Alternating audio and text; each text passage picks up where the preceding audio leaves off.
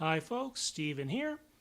So, yeah, this is going to be another one of our discussions of the music of a Pokemon side game. In this case, it's going to be first Pokemon Nintendo DS game, which is um, Pokemon Dash. Not sure if they chose that name because there's a D and an S in it. Let's see here. Um, and I did do a pre-discussion or a pre-test stream earlier, so she should be around shortly. She's probably getting herself situated at the moment. So let's see here. Leading up to that, we were going to discuss some recent Pokemon news. There's a sort of new song that recently came out. We still don't know when the Secrets of the Jungle movie is coming to the West. I would guess sometime later this year, maybe this summer. Maybe they're mulling over what to do as the vaccines roll out and stuff like that, about whether they want to try for some sort of theatrical thing and sort of get some sort of commitments on that or whatever. But let's see here.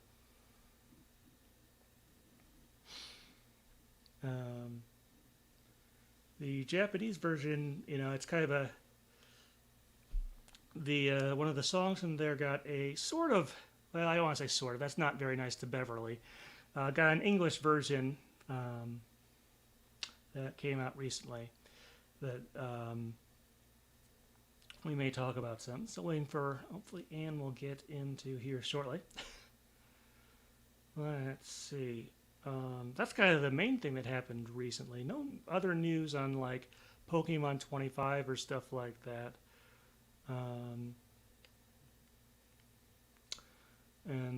So waiting on that. In other news, there's some other stuff that's going on the site. Last weekend I did publish an interview with Ingo Korb from, here comes Anne, from the GC Video Project. I published an interview on that. You can find that on the Pokepress blog. Looks like Anne is just about ready in there. Okay.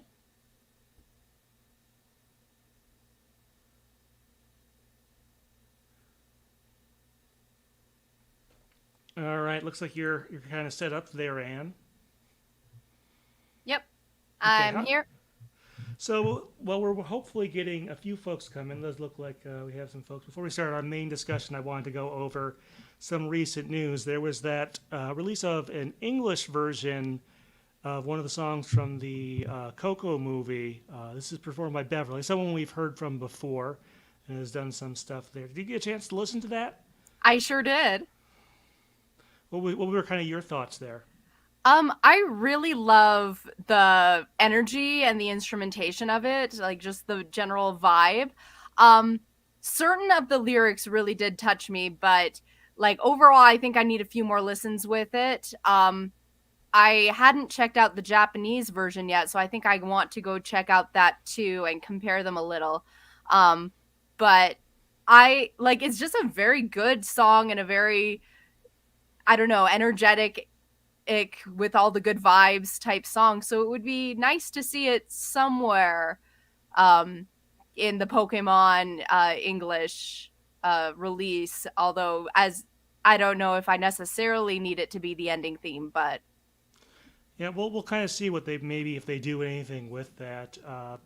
Personally, I don't think it's bad or anything. I also need to catch up on the Japanese version, which I may well prefer, to this. This is a very direct English translation, which I think the Make a Wish route tends to work a little bit better. In that, what happens there is you get the what's the word I'm looking for? Oh, you where you take similar themes, but you kind of work around it and try not to make everything match up. Because I think there's, it's not like it's super bad English or anything like that, but no, no. it's not necessarily the phrasing that would necessarily be used there. And I think that kind of works against it. I don't think it's bad. There's obviously a lot of effort that went into it. But it didn't blow me away either. And I'm guessing that the English version will probably do something fairly different there. We still don't have really a clue what Secrets of the Jungle, when that's coming out, and what they're doing with it. They've been pretty quiet about that one. Obviously, since the Japanese version was delayed for about 5 months, that kind of changes things in there. So instead of getting something, late last year or early this year, may have to wait till summer. We'll see what they do with that. All right. Well, let's see. Before we start our actual discussion, I wanted to give folks a few minutes to come in here. So tonight, Ann and I are going to be recording our discussion of the music of Pokemon Dash for the Nintendo DS. If you haven't been to one of these before, the way this is structured is we sort of go over some of the game's background details, some of the folks who worked on it, our initial and more recent experiences with it, so on and so forth. We pick out a couple songs and go through there. We have a little bit of feedback to go over and one or two other things, and then at the very end, in a post segment, we do a discussion of the game itself. And that's kind of the structure these go through, and we've been doing those for a while. In case you're curious, our next discussion, unless there's a surprise drop of Secrets of the Jungle, which there always could be, it didn't come out for Pokemon Day, so we're not really sure when it's going to come out. But let's see. Our next discussion is going to be XD Gale of Darkness on the GameCube, so... Yeah, the DS era kind of started early there, but we have some notes and a variety of things there. So I think at this point, Ann, if you're ready to go, we're going to get started here, start recording, and kind of work from there. Let us know if you're in the chat, by the way, any comments you have on anything we say or the music of the game or even the game itself. Also, let us know how our volumes are. We do a test stream before all of this to try and get our levels out, but there's never a guarantee everything will stick. You never know what quite is going to happen in the hour or so afterwards. But hopefully our levels are pretty good. They should all make it just fine in post and whatnot. But yeah, so I'm going to start recording here. All right. Levels on my end still look good. Ann, are you ready there? I am. Okay, so we're going to leave a bit of a brief pause. And then I'm going to do an introduction.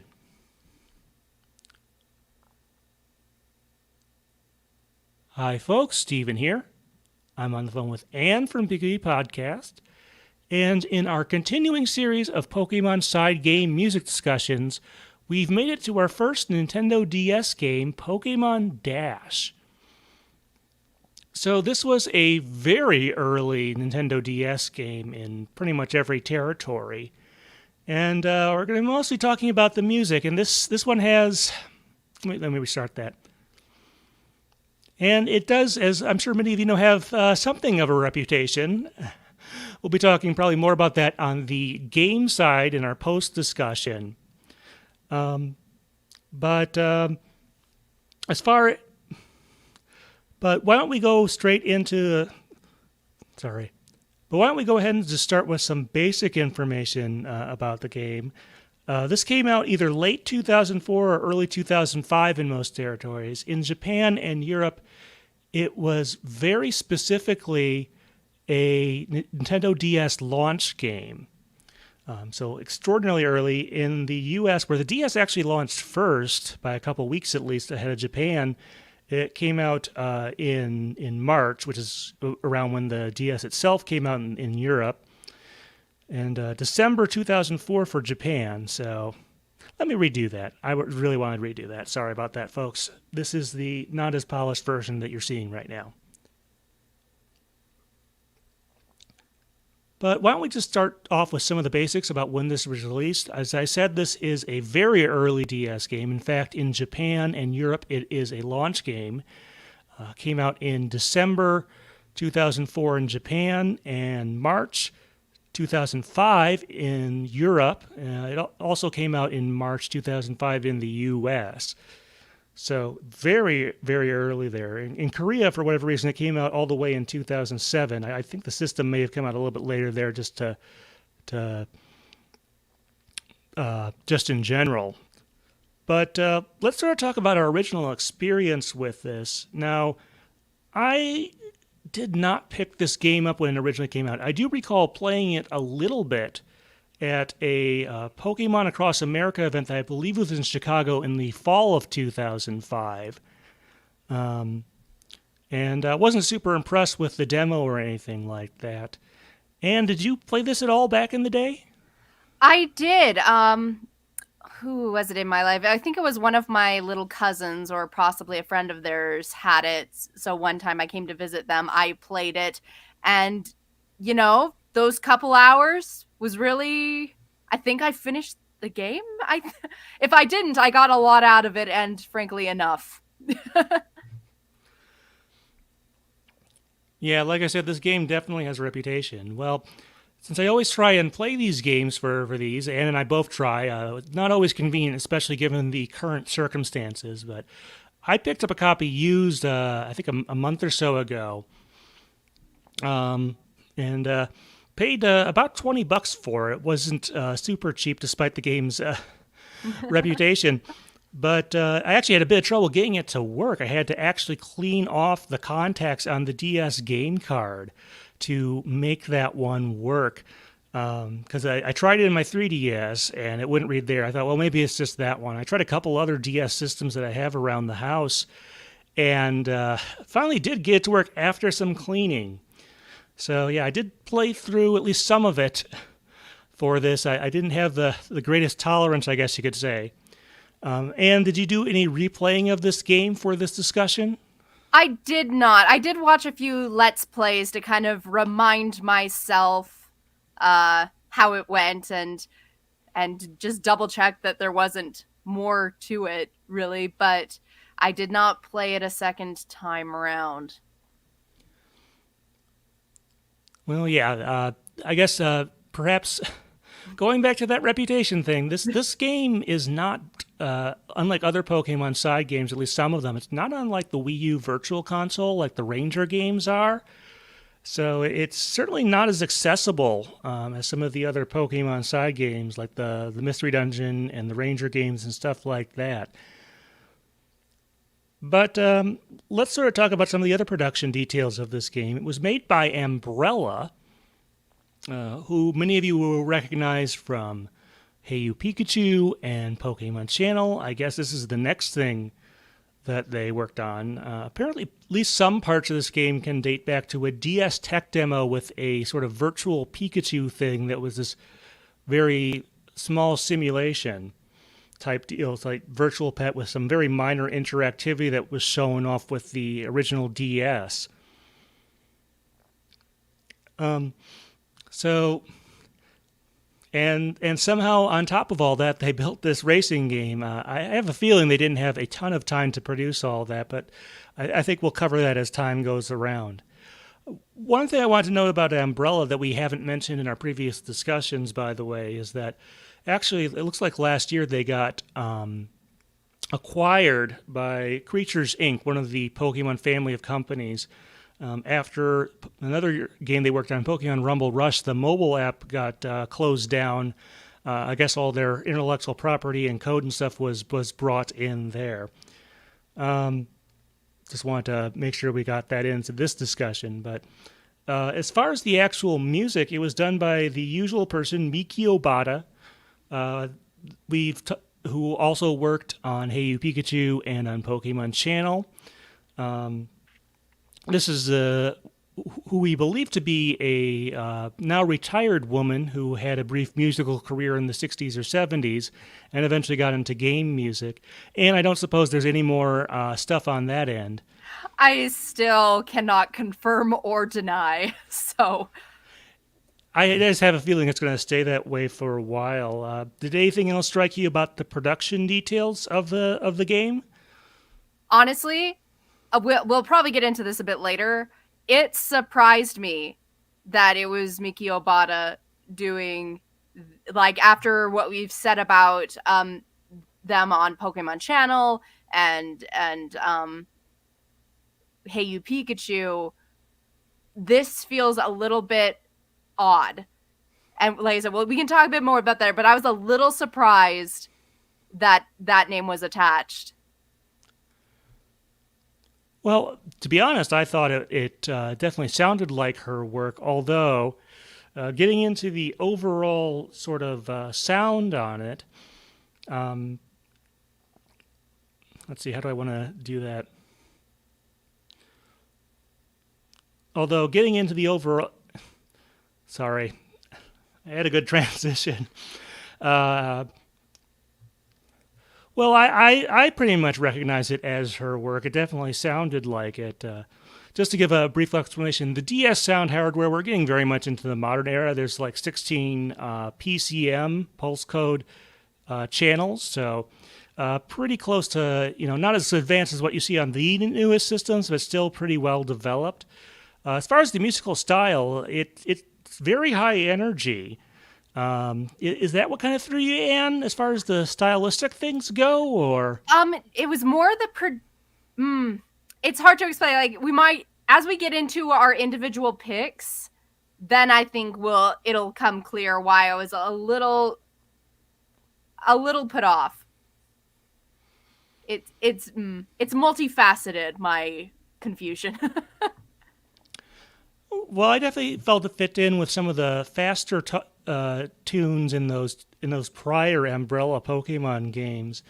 I did want to know, it does seem like there might be some sound quality issues, either with the instruments and or some of the voice samples in there. I did sort of look things up. There was not a lot of space used for this game. It's somewhere between like 5 and 7 megabytes of data on a DS cartridge, which is extraordinarily small. I think the smallest like DS cartridge is something like 16 megabytes.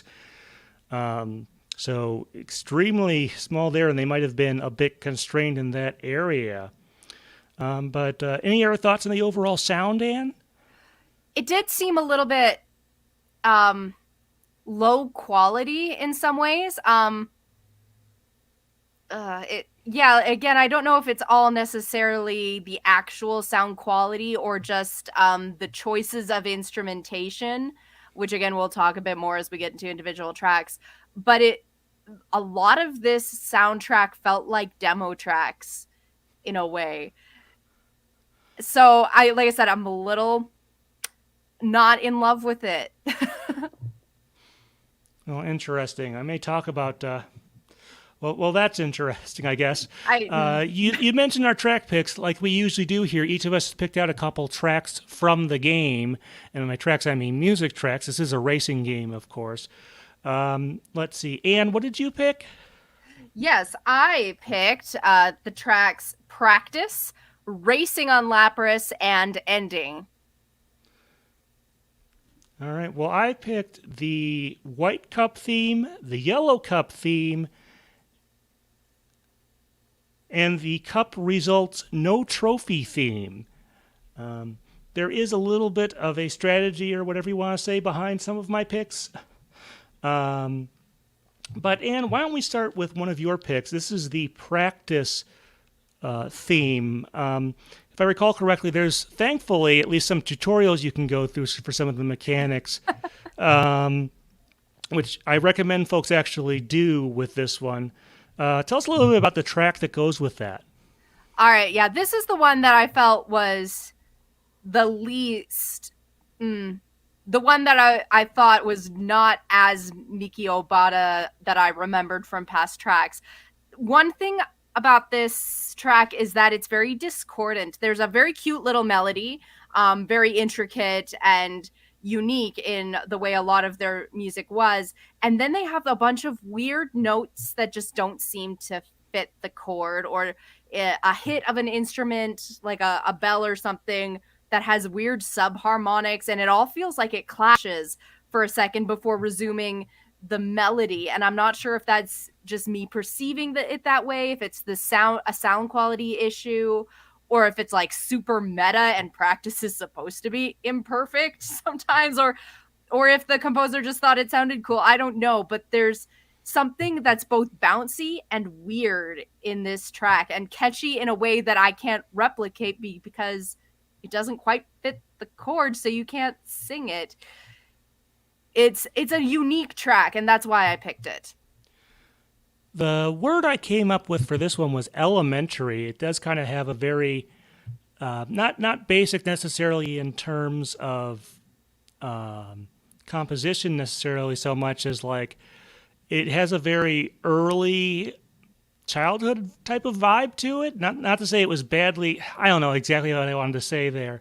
I think we're going to have to apologize a little bit to Miki Obata on this one because we know she's done work that we've at least liked a little bit more than this game or had more to say about. But and do the words I put in there, does that make any sense?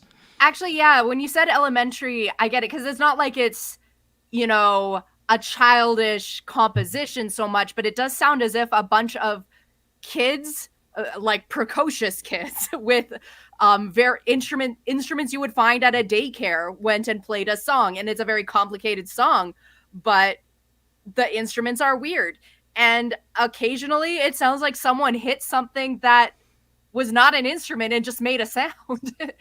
It's so yeah, like there's something to that's very playful to it, to like bring in some more positive uses of that word. But it doesn't sound like a bunch of adults sat down and made it in a studio. That's not the vibe that I get from this track, and that's not necessarily a horrible thing, but it's a choice. It's a strong choice. Yeah, I guess so. I think we've maybe gotten about as much as we can out of that one. But so why don't we go on to one of my picks? This is the White Cup. There's 5 different cups in this game. Not unlike, we're going to make comparisons to other racing games. Not unlike, say, a Mario Kart game. Tracks are divided into different cups. I picked as one of mine the White Cup. This one, as you might guess from the name, is dominated by a number of ice and snow levels.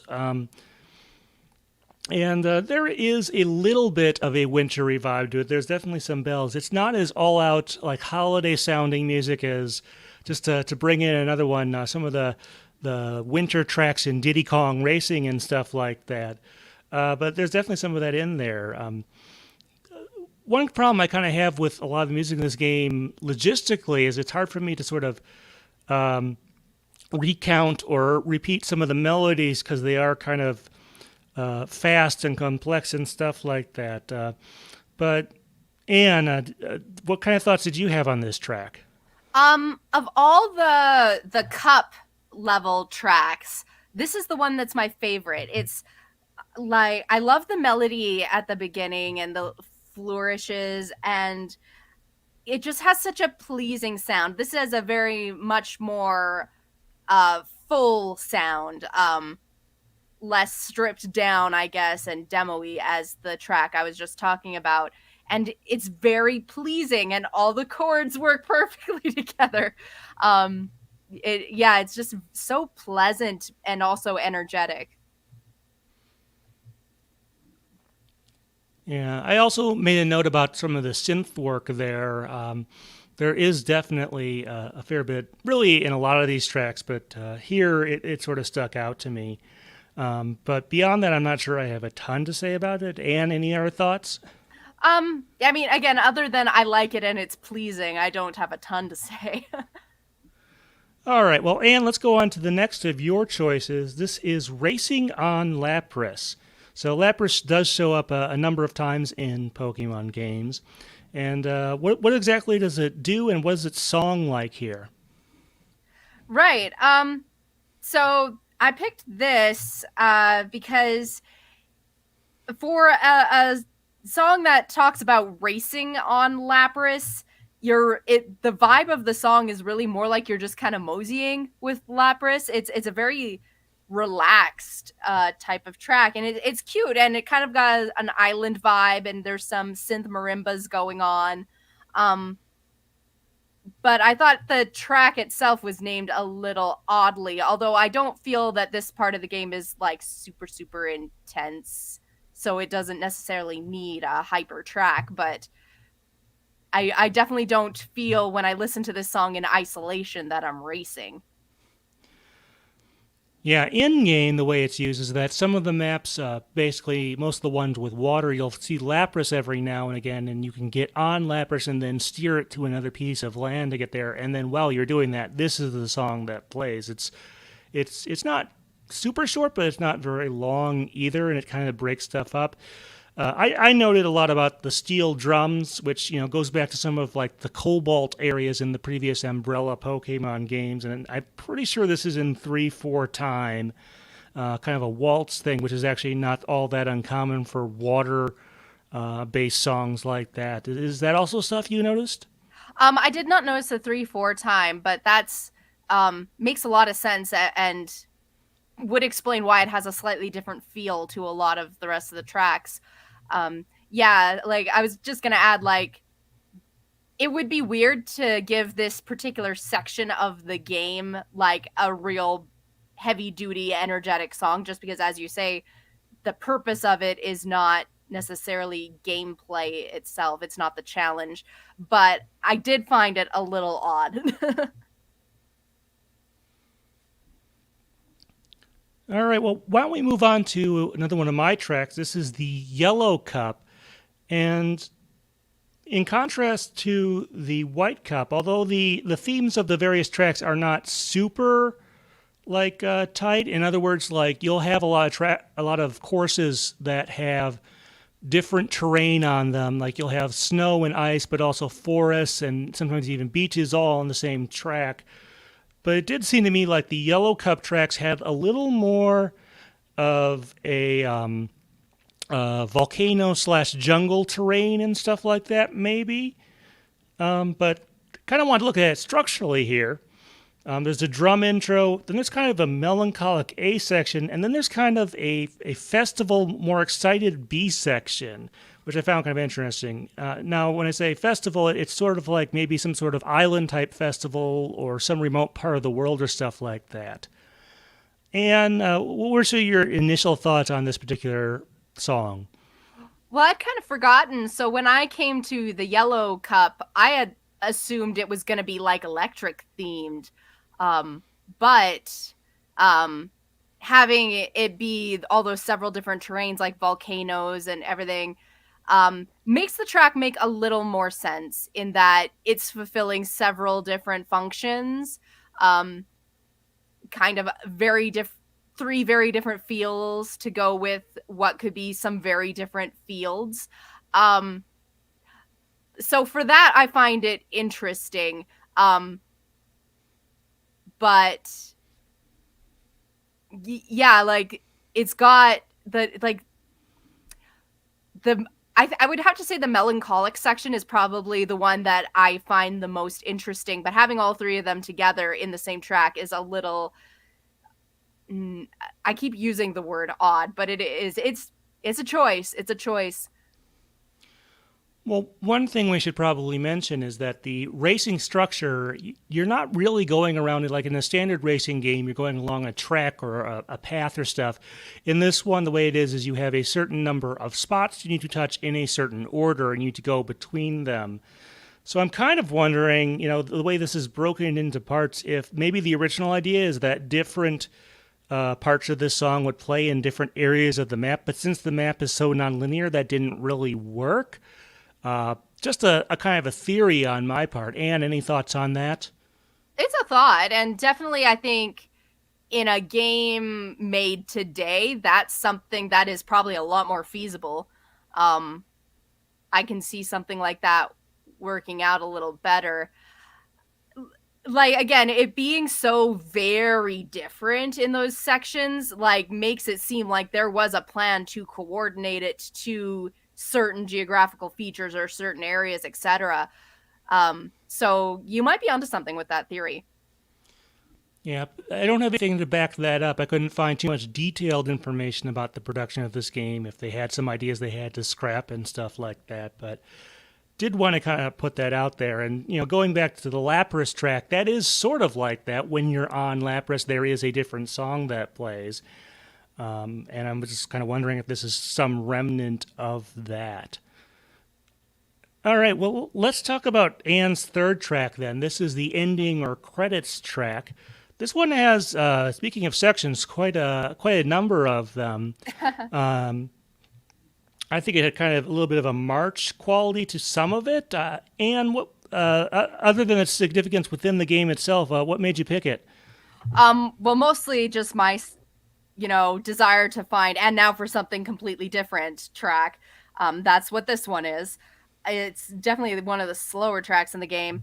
So yeah, as you say, it's a couple different sections. Like it starts out with sort of a very stripped down synth harpsichord, just a right hand and a left hand, piano jazz contemporary feel, and then the full orchestra comes in a bit later, and it's the same sort of melody. It's just a lot more fleshed out. There's a lot more different instruments.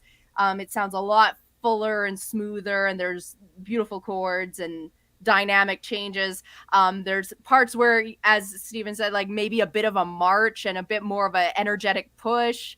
So yeah, this is a track that could play under the end credits and hits a lot of different notes and a lot of different feelings and dynamics. It's like with a lot of tracks here, this is another one where I was a little surprised because when the full orchestra comes in, there's a lot going on. There's that very complicated and beautiful melody with a lot of the little flourishes and things that I like about Miki Obata's music. But that section where it's just the piano or the synth piano feels so stripped down and so empty that it feels like a demo track and kind of turns me off a little. It's kind of empty and tinny and even a little distorted sometimes. That might have been a my end thing. So I'm conflicted in this song, but it goes a lot of different places, and for that I find it very interesting. All right, so we've got one of our semi-regulars in the chat room. We do stream these live. Hey! This is DDD033. Hi, I'm late. Feel free to type in any comments about what we're talking about, any thoughts on the music or the game itself. We'll try to work those ones in. But going back to the credits slash ending theme, one thing, I called it a march, but it wasn't super triumphant to me. It was more maybe a relief. Like, you can kind of relax now.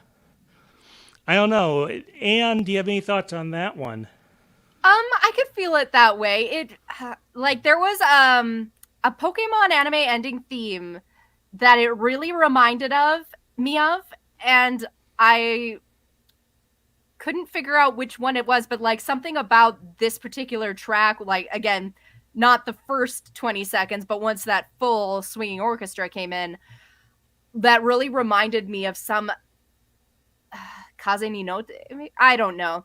But it gave me a very Pokemon anime closing theme type of vibe.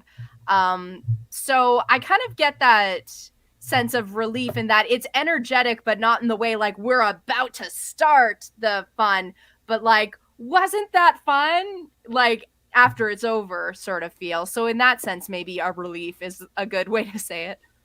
I suppose. I still feel it's a little different than some of the other things, like going back to Mario Kart, when you complete a cup there and win one of the trophies, or when you complete the game, it doesn't seem quite in line with those either. Like I said,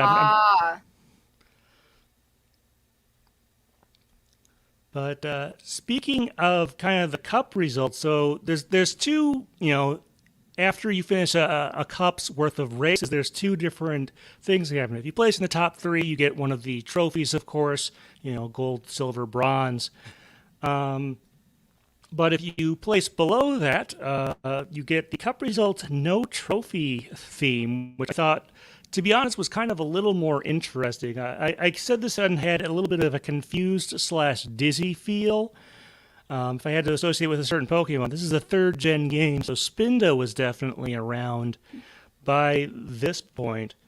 And what was your sort of impression of this one?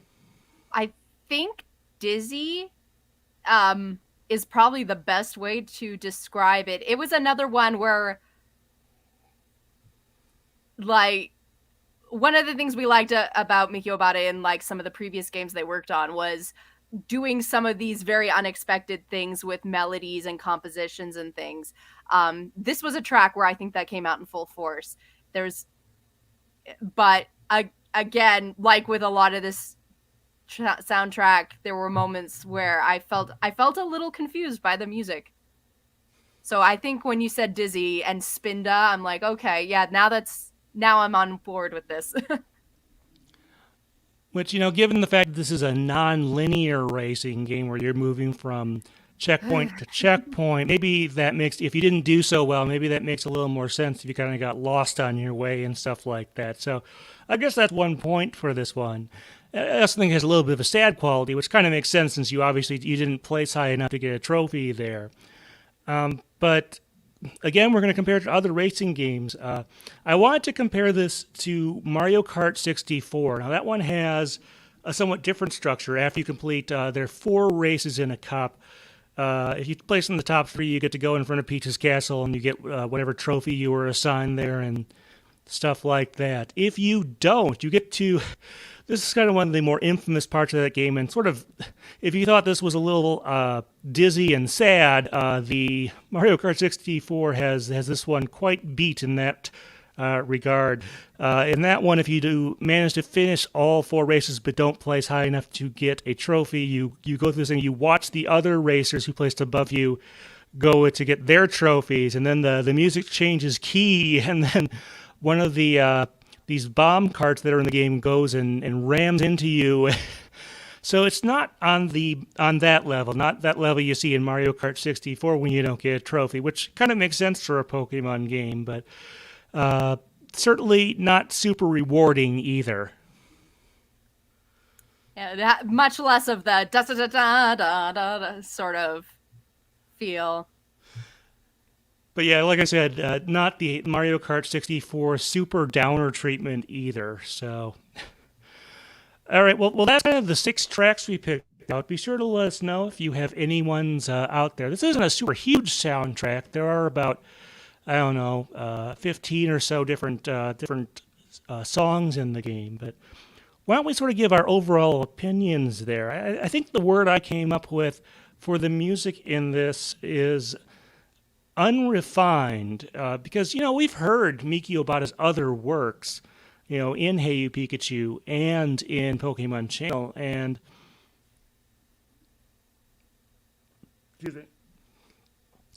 what I think might have happened here is that because there was the pressure to get this out as a release or near release Nintendo DS game, I think some of the music, it isn't super awful compositionally, but I think it needed more time for more fine-tuning and stuff like that, and maybe they were limited on some of the samples because of the very small cartridge size. Anne, did you get that impression? Do you have some other thoughts?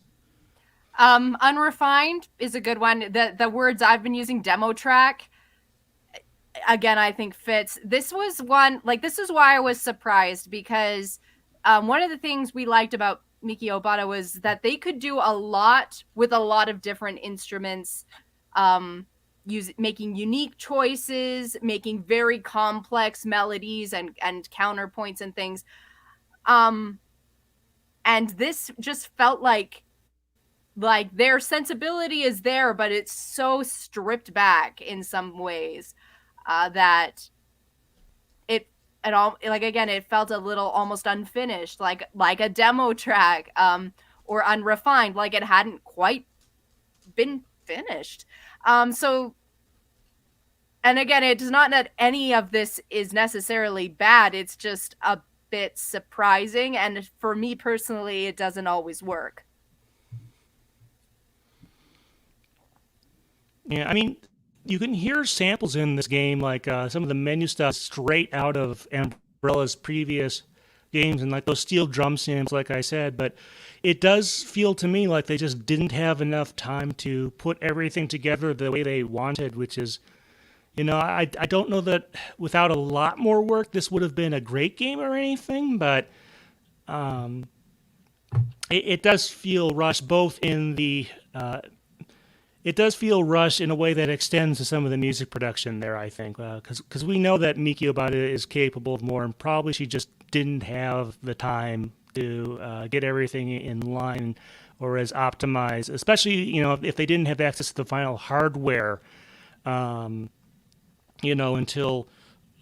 partway through the development, which is quite possible. So,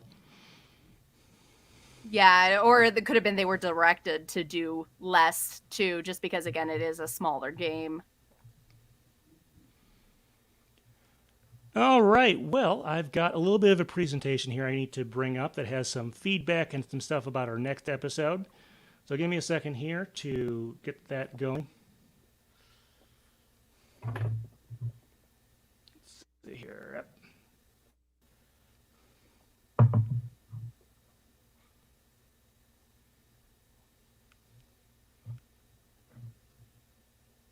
All right. As usual, I have a very small PowerPoint for these for this thing here. Give me a second.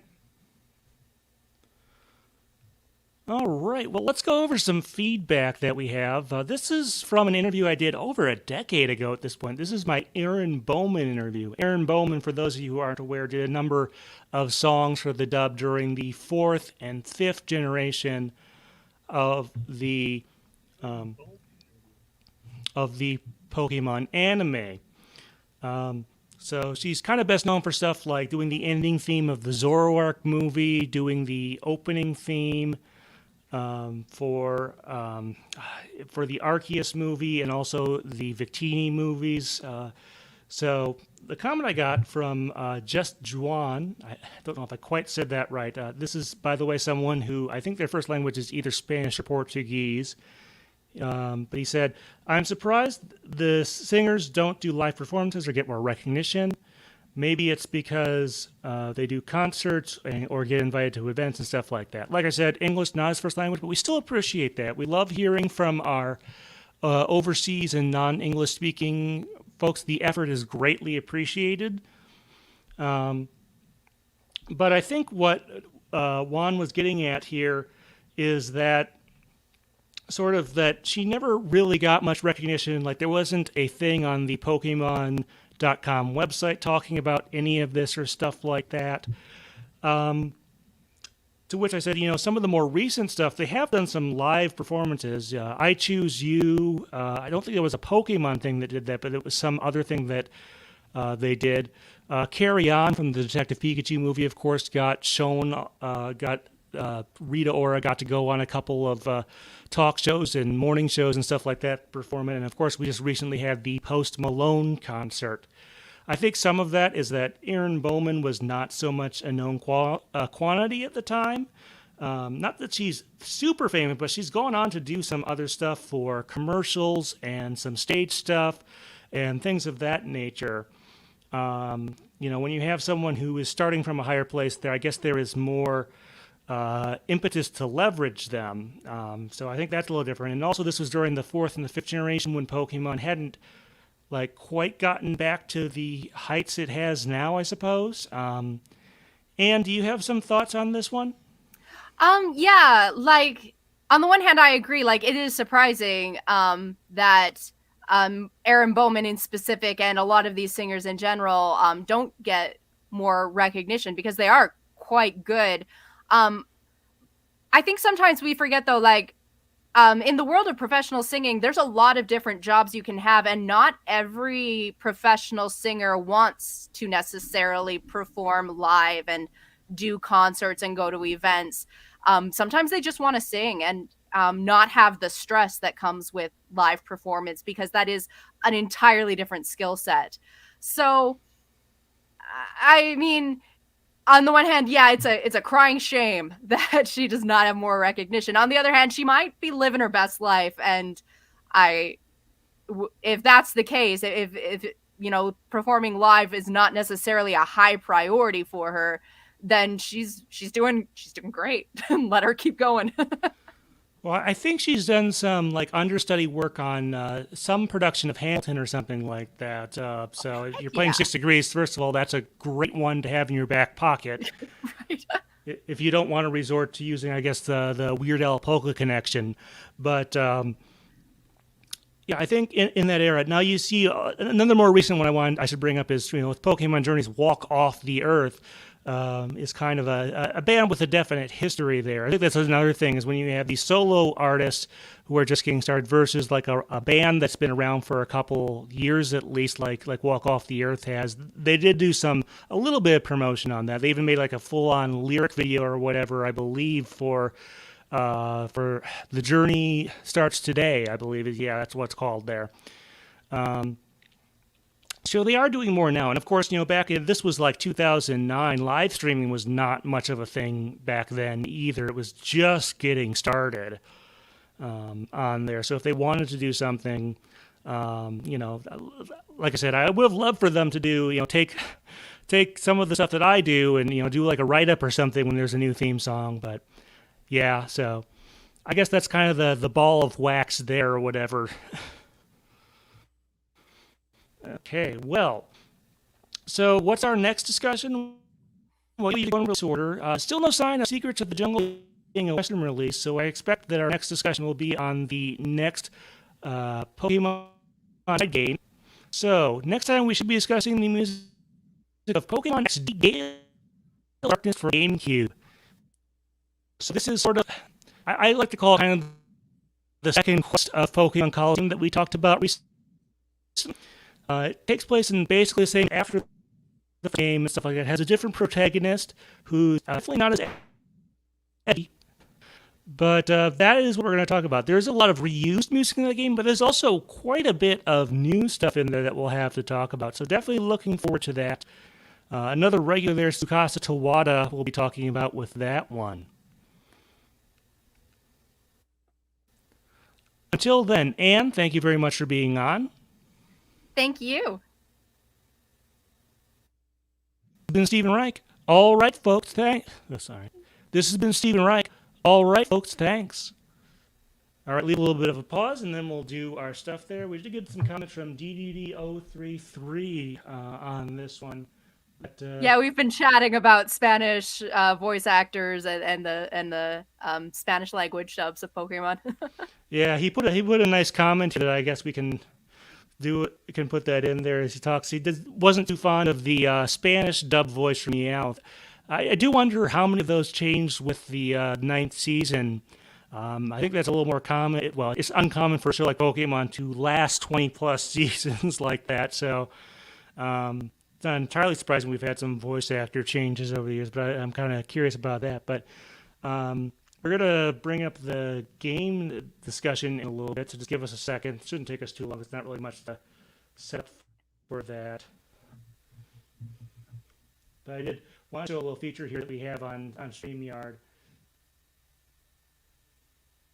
So let's see. This should work. There we go. So here's one of DDD's 033's comments that we're going to bring up here about the game. I'll try and figure out, as we're going along, where I want to splice it in there. But that's a neat little feature I can do. It actually looks pretty nice on the heads-up display there, I have to say. This is the first time I've really had a chance to use that feature. So tech-savvy. I'm an old lady. I don't know how computers work. All right, so we'll do a game discussion. Okay, well, during the main discussion, I used the word reputation a lot, and the reputation of this game is not good. I'm sure, this is back when this game would have cost like $30-some to pick up a copy of on the DS, so I'm sure some folks felt it was pretty slight. Let's start with the motion controls, or I should say the touch controls on this one. You have two options for controls, forward and reverse. They both use the touchscreen. There is no button option, even though I think this game could probably fairly easily have been mapped to the directional pad and the buttons, kind of despite what's in it. But basically, you either get to choose, you either tap and drag in the direction towards where you want to go, or in the opposite of where you want to go. And what are your kind of thoughts on the touch controls in this game?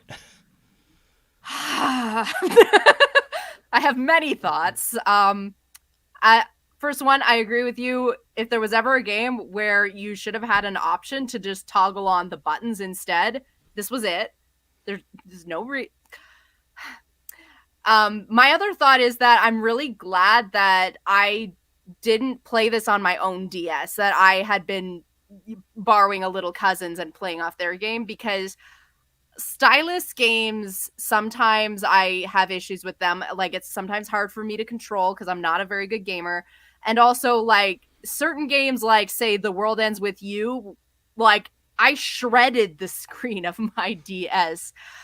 So, like, a game like this, even though it's a very short game, so it would have been for much less, like, I can see, like, you pressing too hard, you using the stylus too much, and like ruining your screen. So that's a concern I have. Again, not a great gamer, so maybe other people don't have that same problem. But I Yeah, I did not like suppose. stylus controls at all. Yeah, I suppose. I mean, obviously, since this was a launch or near launch DS game, it gets compared. The obvious comparisons would be stuff like Mario 64 DS, which was a launch title, I think, in every region pretty much. But there you do have full button control, the touchscreen controller, just if you want to have another way to implement an analog stick. I think one of the first games some of the games to really use it well as far as the touchscreen were things like Kirby's Canvas Curse and Meteos and stuff like that. Yeah, I have to kind of agree. It really does seem superfluous. Now, I do know that some games have touch or motion controls. In some cases, people have gone in and made modifications that allow you to swap in button controls. Like someone did that for Donkey Kong Country Returns on the original Wii. They made it so that you could press a button instead of shaking to roll. No such thing I could find for Pokemon Dash. I guess folks were not too bothered on that one to patch in button controls on a game where they might seem fairly superfluous. It's another one of those early DS things, I guess. Let's a little more about sort of the gameplay features. It is a racing game. Your goal is to get from the start to the end. As I mentioned several times, it's non-linear. You have a number of checkpoints you have to reach, and they are scattered all across the map. So you have to go from one to the other to another to another and stuff like that. How did you kind of feel about that type of game instead of a more standard race course? There's a kind of interest in that type of challenge. Like, it, in a way, it feels a little bit like a puzzle along with a racing game, and a little bit like some of those, I mean, not memory games exactly, but like that. I was interested in that feature, but again, with the stylus controls being difficult for me to manage, like, there was just a lot about this game working against it. But I feel like they could have been onto something, but they weren't quite. Yeah, one of the notes I put down for this is I put down that it was both too simple and too complex. Because there's stuff in here that it makes it maybe a little more interesting, like the balloon mechanic, where you can grab some balloons and then you jump way up, and then you have to dive down towards where the next checkpoint is and stuff. And another use of the touchscreen there, you can pop Pikachu's balloons to make it fall faster. And stuff like that. But managing that with sort of the touchscreen stuff, because he has a touchscreen for like everything, like to go up in the balloons and stuff, or to move around the map and stuff. And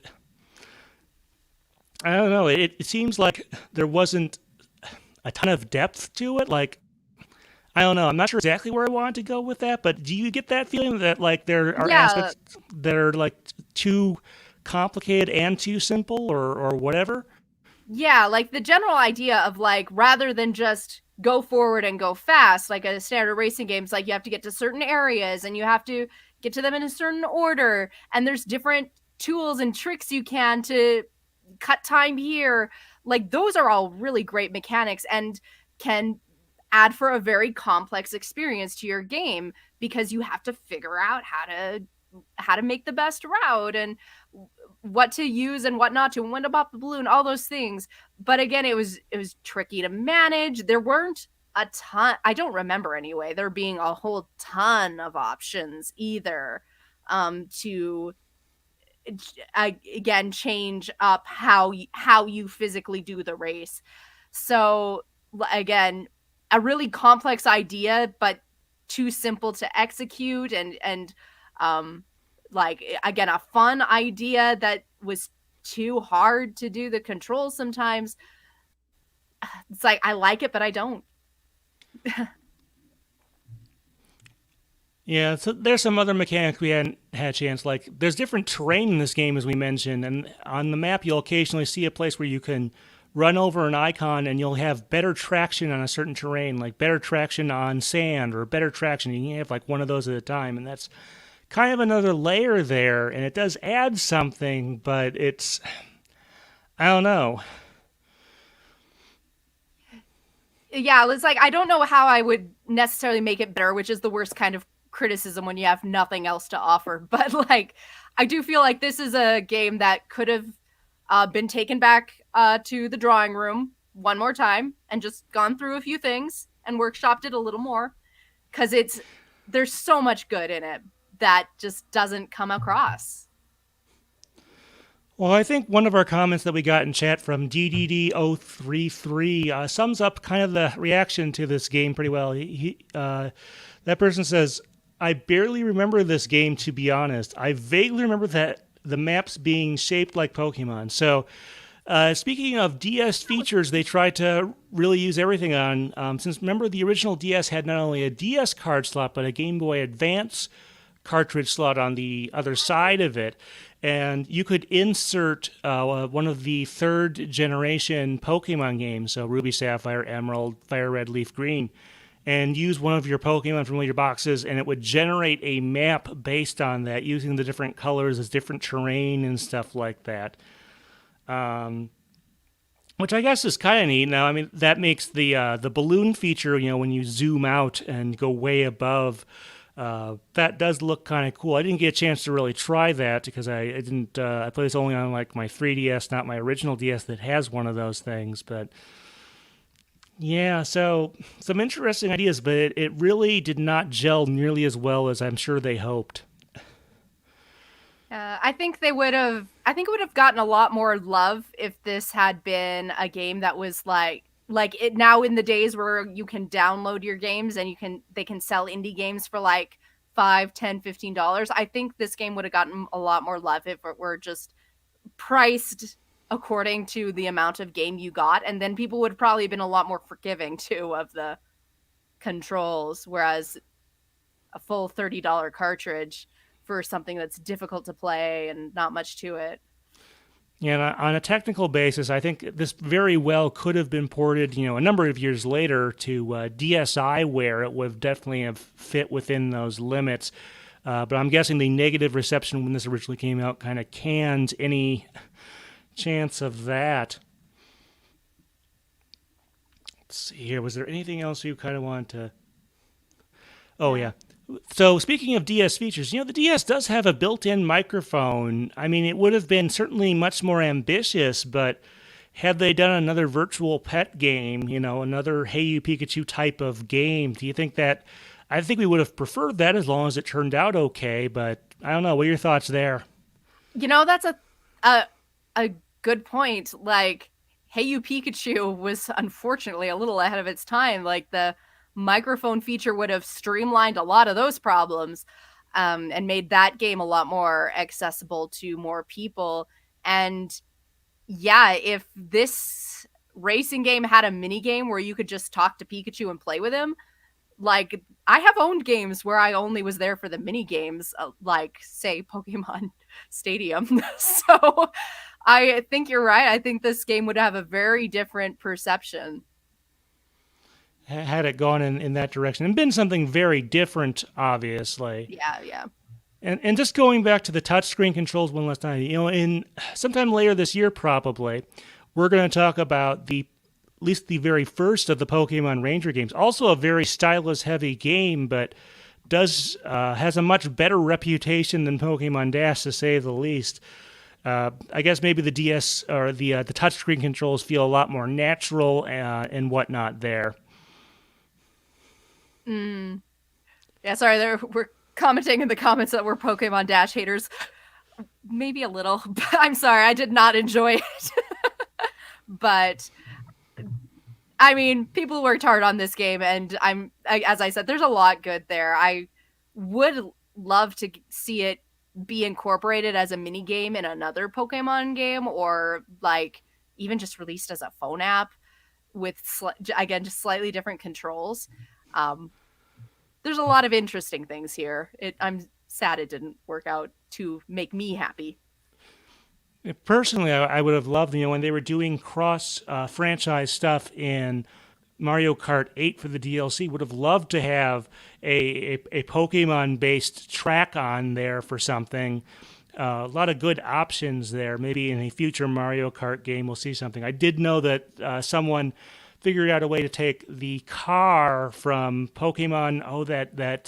Speaking of early Pokemon games on a thing, the one on the Switch and mobile called, it's the cube-based one, and I'm trying to think of the name of the game, and it's escaping me at the moment. But someone took the car from that and the Detective Pikachu model and hacked that into Mario Kart 8 some point. So that's kind of my dream there for a Pokemon racing game, and maybe we'll see that in the future. I think that has a little bit of a better chance. Well, we'll see. All right, I think we can stop the recording there. I think that's a good ending point. We always try to record maybe a little more than we need, just because we think that works out. We always like to have more stuff than less. You can always cut it down in post. And why don't you give a chance? I don't know if you've gotten too much progress on various things lately, but why don't you give a little update on your stuff? As you say, I've not gotten a ton of progress that you guys can see at any rate. But yeah, I do run Pikapi Podcast. It's a podcast about the Pokemon anime. I have a lot of fun with it, and I hope to be posting another episode soon. But right now I'm covering Advanced Generation and Ash's adventures there, and the odd team dynamics that come when you have two protagonists with goals that are require them to be in two different places in the region at different times. So that's been exciting. Yeah. Hopefully you can get you've been wanting to get back on that, and a variety of things in your personal life have sort of made that difficult. I've wanted to get on top of a lot of things in my personal life. We're working on it. I promise. As far as on my end, last weekend I did put out that interview on the Pokepress blog where I talked to Ingo Korb of the GC Video Project, speaking of GameCube games or GameCube era games. Certainly recommend checking that out if you've used one of those products that plugs into the GameCube digital port. Certainly you might learn a few things there that are kind of interesting. Outside of those, I'm also working on a few other things here and there, and I do hope to have another podcast episode out relatively soon. Still waiting on Ann to edit some stuff, but she is making some progress there, I believe, on our Smash Brothers discussion that we did last year. But always appreciate all that stuff. So thank you very much, folks, for coming in here, and we hope to do another one of these probably sometime next month, all right? Mm-hmm. All right, folks, thanks. Thank you.